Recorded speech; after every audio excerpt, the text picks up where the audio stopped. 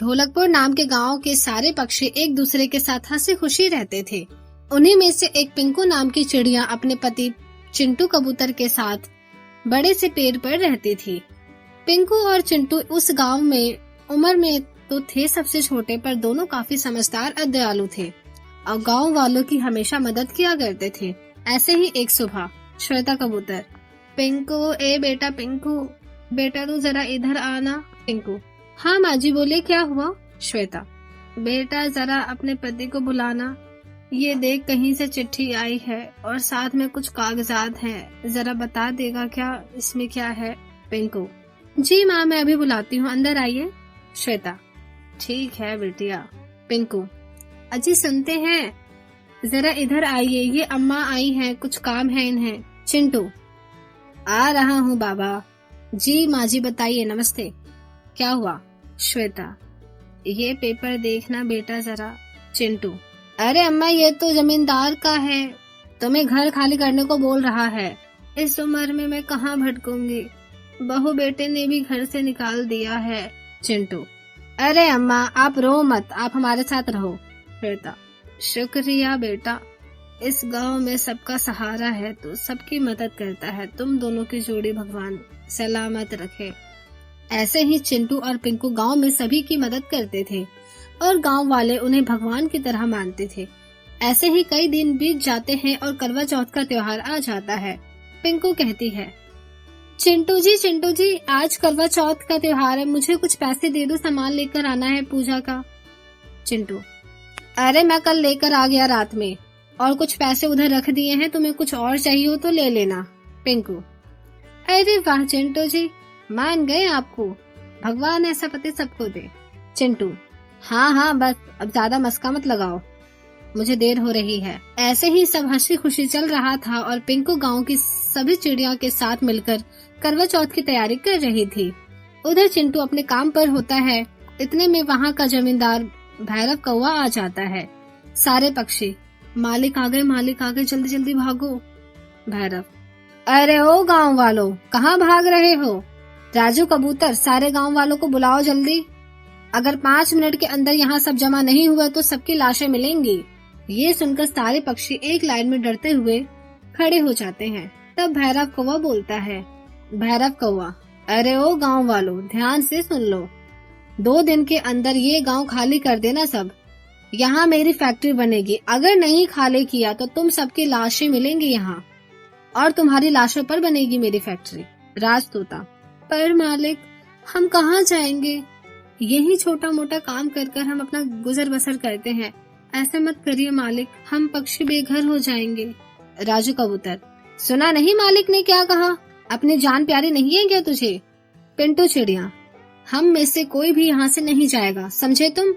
इतने सालों से यहाँ के पक्षी पर तुम अपना हुक्म चलाते आ रहे हो, अब नहीं मानेगा कोई। हाँ हम में से यहाँ से कोई नहीं जाएगा। राजू कबूतर, अच्छा तो ठीक है, ये लो फिर, और किसी को मरना है? ये देखकर सारे पक्षी पीछे हट जाते हैं और पिंटू चिड़िया की बीवी ये देखकर खूब रोने लगती है और ये देखकर पिंकू कहती है, रो मत बहन, हिम्मत रखो, अब जो होना था वो तो हो ही गया, शांत हो जाओ, चिंटू जी को आने दो, वो देख लेंगे सब।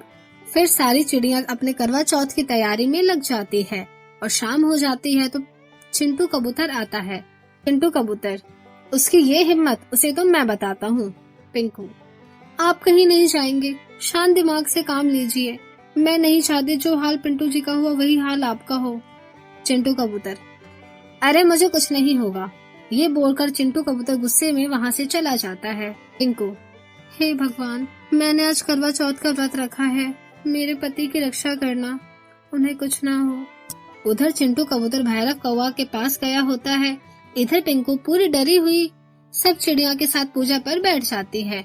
उसे परेशान देखकर श्वेता कबूतर कहती है, श्वेता कबूतर, बेटिया तुम चिंता मत करो, तुम्हारे पति को कुछ नहीं होगा, तूने करवा चौथ का व्रत रखा है ना, और तेरा पति बहुत बहादुर है, तू बस पूजा पर ध्यान लगा। पिंकू, जी माँ जी। ऐसा कहकर पिंकू चिड़िया सब चिड़िया के साथ मिलकर पूजा में जुट जाती है। थोड़ी देर में पूजा खत्म हो जाती है और सारी चिड़िया अपने अपने घर चली जाती है। थोड़ी देर में ही चांद निकल आता है और सब चिड़िया खुशी खुशी अपने पति के साथ व्रत तोड़ती है।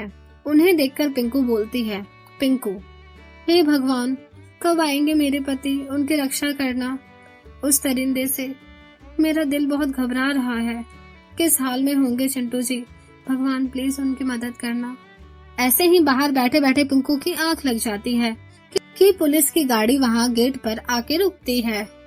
गाड़ी की आवाज सुनकर पिंकू दौड़ती हुई जाती है। पिंकू, कहाँ है चिंटू जी, कहाँ है, बताइए पुलिस, उन्हें कुछ हुआ तो नहीं ना? चिंटू, अरे मैं यहीं पे हूँ, घबराओ मत, कुछ नहीं हुआ मुझे। पिंकू, हे भगवान, आपको इतनी चोट कहाँ से लगी, कितना खून बह रहा है। इतने में सारे गांव वाले वहाँ जमा हो जाते हैं।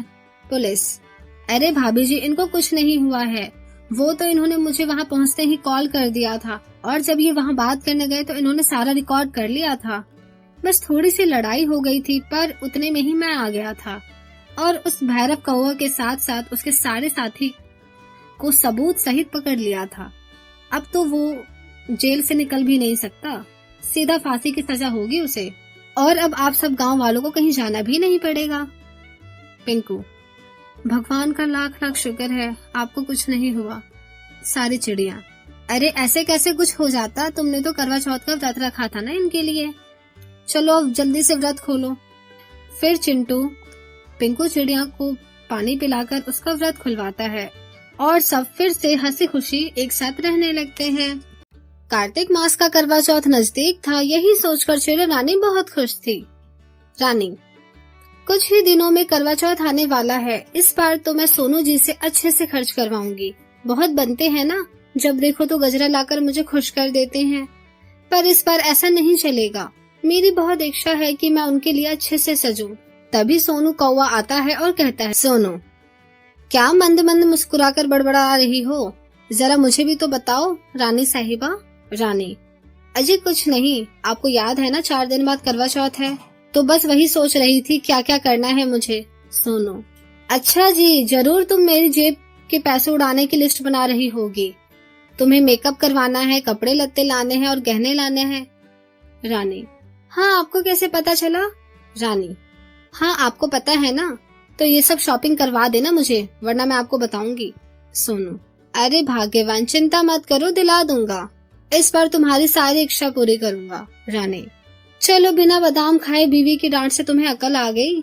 सोनू, देखो अब ये बहुत हो रहा है। रानी, क्या ज्यादा हो रहा है मुझसे प्यार, हा हा। ये कहते हुए दोनों काम करने लगते हैं। अगले दिन सोनू कौवा अपने काम पर, रात को जब वो वापस आता है तो एक पेड़ से उसका एक्सीडेंट हो जाता है, जिससे उसके सर पर भारी चोट लग जाती है। कौवा जैसे तैसे उड़ते हुए घर आता है और रानी की गोद में गिर जाता है और बेहोश हो जाता है। ये देखकर रानी बहुत घबरा जाती है और कहती है, रानी, सोनू जी आपको क्या हो गया, आपकी ये हालत कैसे हुई, ये तो मुझे सुन भी नहीं पा रहे, पानी छिड़क देती हूँ एक बार। तभी चिड़िया अपना एक पंख पानी में भिगोकर उस पर छिड़कती है, लेकिन सोनू कौवा फिर भी होश में नहीं आता। ये देखकर रानी का दिल बैठ जाता है। फिर वो डॉक्टर कबूतर को बुलाती है और उसका चेकअप करने के बाद डॉक्टर कहता है, डॉक्टर, चिड़िया रानी, इनके सर पर काफी गहरी चोट लगी है, अगर कल तक इनको होश नहीं आया तो ये हमेशा के लिए कोमा में जा सकते हैं। अब तो आप प्रार्थना कीजिए कि इन्हें सुबह तक होश आ जाए, वरना अब इनका कुछ नहीं हो सकता। रानी, नहीं डॉक्टर साहब, ऐसा मत कहिए, कुछ नहीं होगा इन्हें। डॉक्टर, ये दवाई दे रहा हूँ, होश आ जाए तो आप इन्हें खिला दीजिएगा। रानी, जी डॉक्टर साहब। चिड़िया रानी अपने पति की रात भर सेवा करती है, उसके पास ही रहती है। सुबह हो जाती है, लेकिन उसके पति को होश नहीं आता और चिड़िया फिर कहती है, चिड़िया, सोनू होश में आओ, मैं तुम्हारे बिना ऐसे नहीं रह सकती, कल करवा चौथ का व्रत है, देखना तुम्हारे लिए मैं बहुत निष्ठा से करवा चौथ रखूंगी।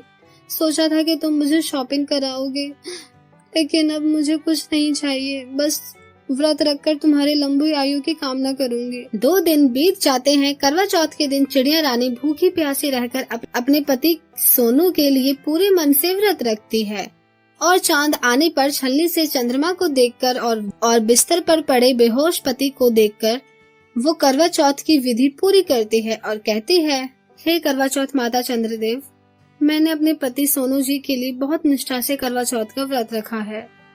मैं चाहती हूँ कि मेरे पति की आयु दीर्घ आयु हो जाए और वो बिल्कुल स्वस्थ हो जाएं। मेरे इस व्रत का फल दीजिए करवा चौथ माता। तभी उसका पति कौवा होश में आकर कहता है, कौवा रानी देखो, मैं तुम्हारी करवा चौथ की आस्था से बिल्कुल ठीक हो गया हूँ। चलो अब मैं तुम्हें पानी पिलाकर व्रत खुलवाऊं। इस तरह से चिड़िया के निष्ठा से व्रत रखने पर उसका पति बिल्कुल स्वस्थ हो जाता है और खुशी खुशी रहने लगता है।